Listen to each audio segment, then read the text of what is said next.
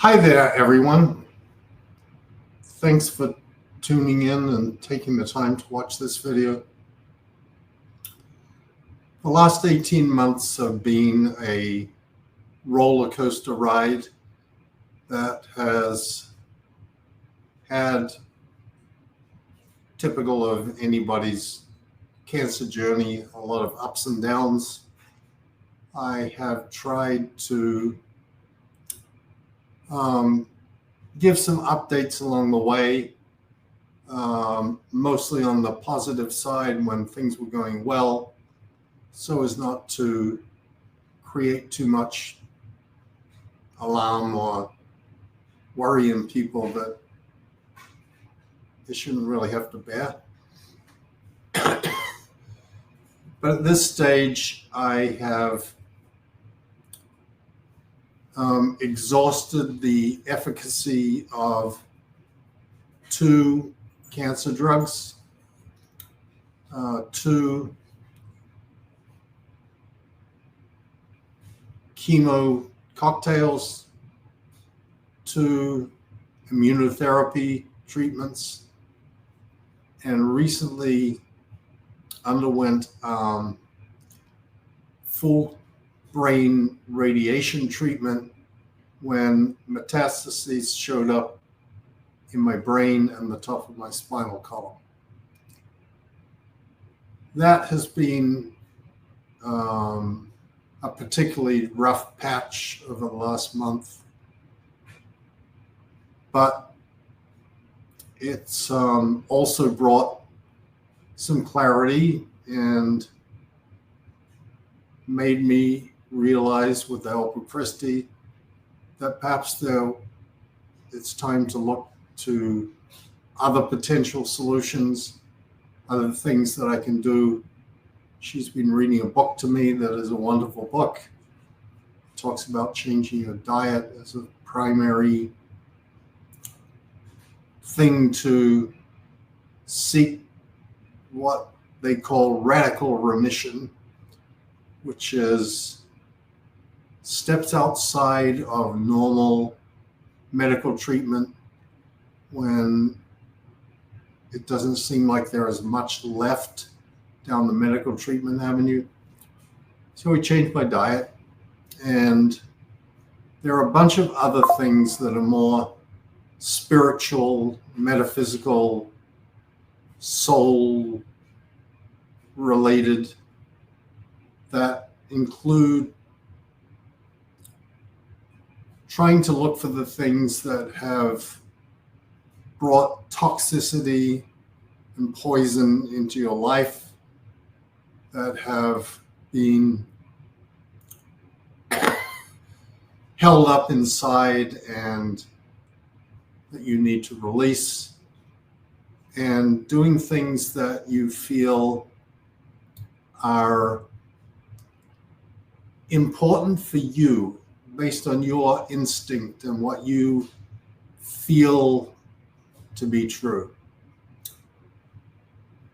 Part of that for me is that I have never been someone who has backed off from bullies or haters or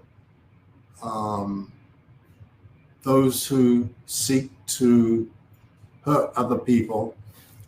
And it has been somewhat difficult over these, sort of the last year and a half, to not speak out and not respond to a lot of things that have been said that are toxic and hurtful and poisonous and untrue. And I want to take this opportunity somewhat for myself, but perhaps more importantly, because I feel that I have always been someone who has spoken out against that stuff to try and protect other people, or at least give them an opportunity to understand that they too may get involved or may too be negatively affected by things and people. And So I am doing a series of videos here to try and set forth some truths. I know that there are plenty of people out there that will just dismiss this, say that this is just some sort of vendetta. Believe me, it's not. It's something that I'm trying to do for my own good and for everybody else's good. Obviously, I have stepped down recently from the Aftermath Foundation and Child USA. I did so because I felt I could no longer fulfill any role that would be of value to them at this point. Neither of them asked me to do so. In fact, both foundations requested that I not when I first volunteered to step down because I felt that it might be helpful. They were both, no, we're not going to just allow you to voluntarily resign because you think it'll be good for us. It won't be. And so I went along for quite a long time, basically until this radiation treatment. And then I just told them, I feel bad. I don't want to pretend that I'm something that I'm not. I don't want to pretend that I'm participating in the activities of either of these boards when I'm really not. And so I simply stepped down and said, I'm done.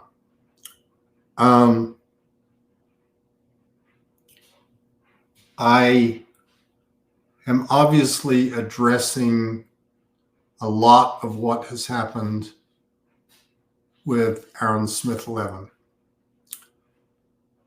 Aaron Smith-Levin is someone who came into this world of the ex-Scientology community and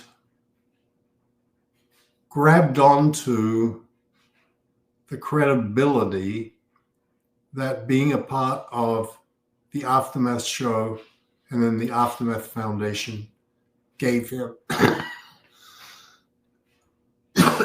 Excuse me.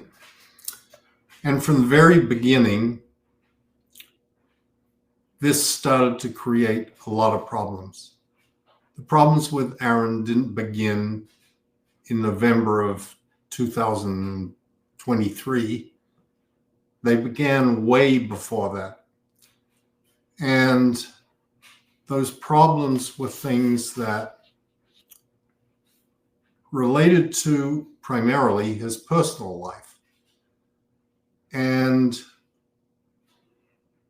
none of us on the board of the Aftermath Foundation, who were all friends with Aaron, wanted to make his personal life the issue of his participation in the board. In fact, he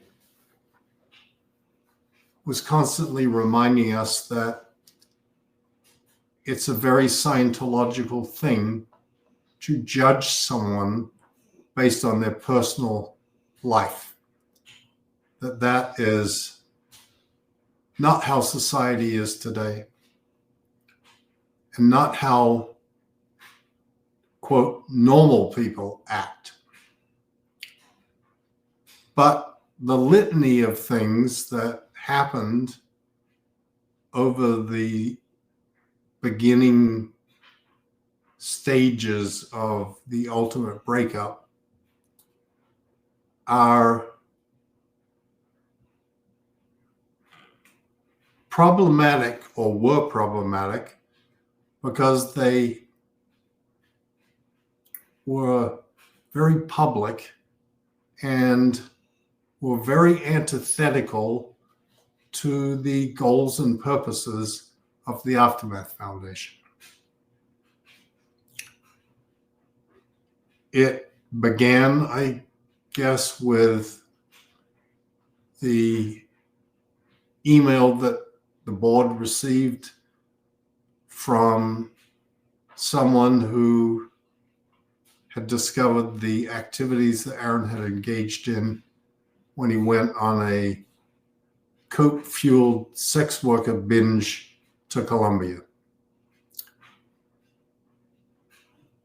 Rather than being embarrassed or concerned about it, Mark Headley, Aaron, me, and one other guy were working at the time on a project for Mark's company at a Toyota plant in Mississippi. And the night that email came in, the next morning, Aaron walked in and announced to the three of us, "Here I am, the king of cocaine and hookers in Colombia," like he was proud of it.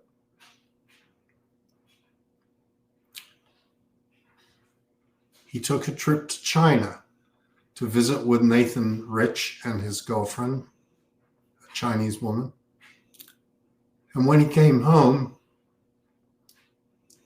he told us the story of how he had gotten so blackout drunk at the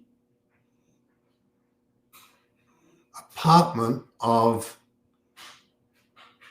Nathan's girlfriend's family that he, quote, lost 3 days of his life. He had no idea what happened. And he told us that proudly. And it was like, Aaron, what are you going to do next? Well, we next had a problem because now he was promoting himself as the vice president of the Aftermath Foundation.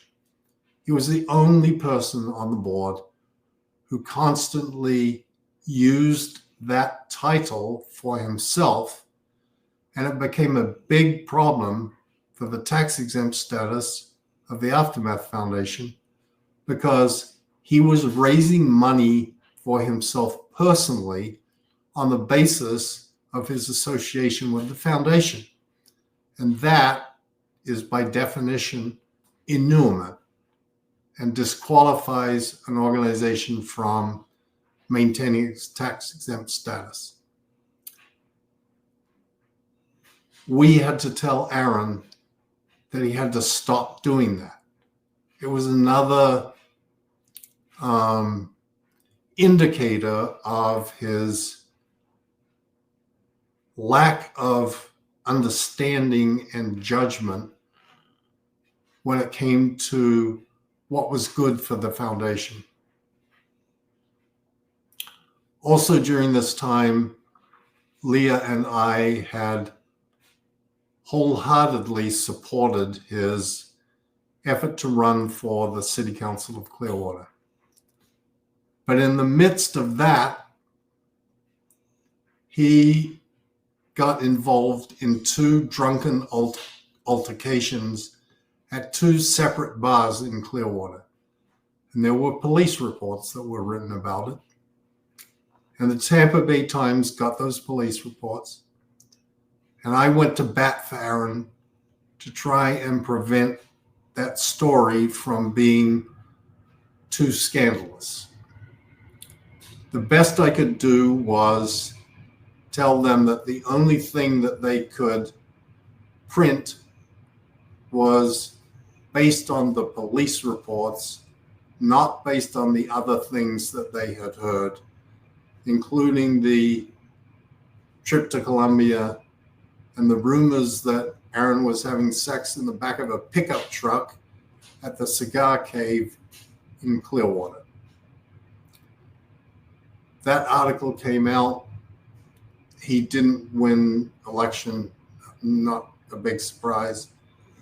But once again, it was the idea that his judgment was so poor that he couldn't understand that this would have a negative effect.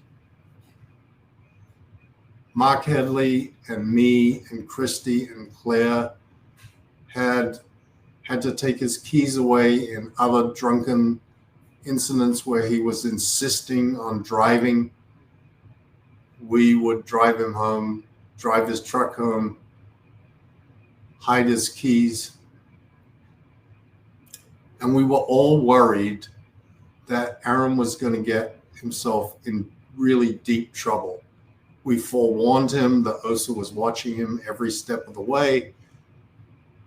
Stupidly, he thought that he was somehow above all that, that it didn't really matter, didn't really have any importance. And later on would even say, well, if I'd only known that Osa X, Y, and Z, he knew full well. The biggest problem that we had, though, was we all had a very deep friendship with Heather and his daughters, and we didn't want to hurt them. We didn't want to be the ones that were announcing anything about his personal life. We considered that that was between them. And Aaron did everything he could to cover that up from us, the best he possibly could. We went on a cruise with them in March of 2023, and Aaron was all lovey-dovey over Heather and pretending that he and Heather had a perfect relationship. And none of us thought that it was our job or business to disclose details or provide any kind of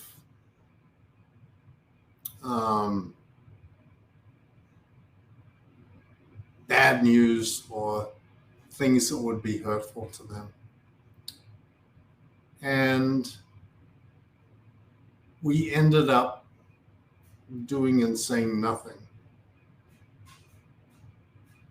Heather later would lament the fact that she had only discovered details of what had been going on when Aaron did a video, and she watched as 80,000 other people were also finding out about the details of his, quote, open marriage. Unfortunately, Heather became completely cowed. She showed up at our door one day with a Mike Rinder bobblehead, saying she could no longer have this in her house. And at this point, sadly, she has become perhaps Aaron's greatest enabler by acquiescing to whatever he says about their relationship. And it's a very sad thing for all of us to watch that happen. Oh, there was one other thing that was really, really important in this saga. Aaron had become the intake person for the Aftermath Foundation when people reached out to the foundation.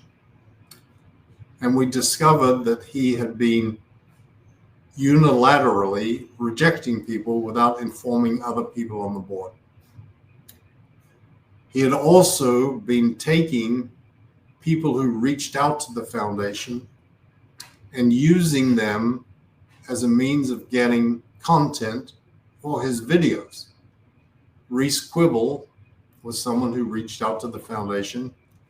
Aaron never reported anything about it and started using her as a source of inside information into Scientology until he doxed her.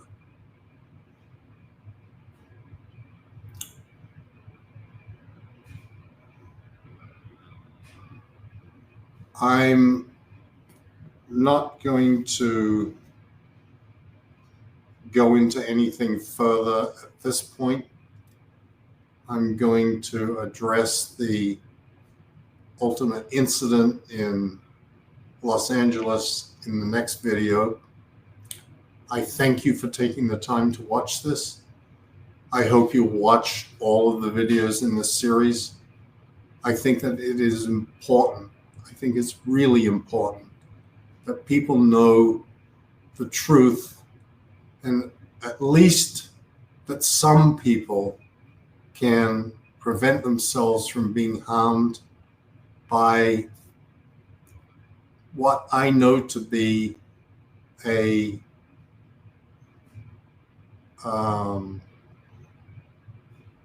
source of problems. And I did a pretty extensive series on my blog that you can look up under the title of Sociopathy.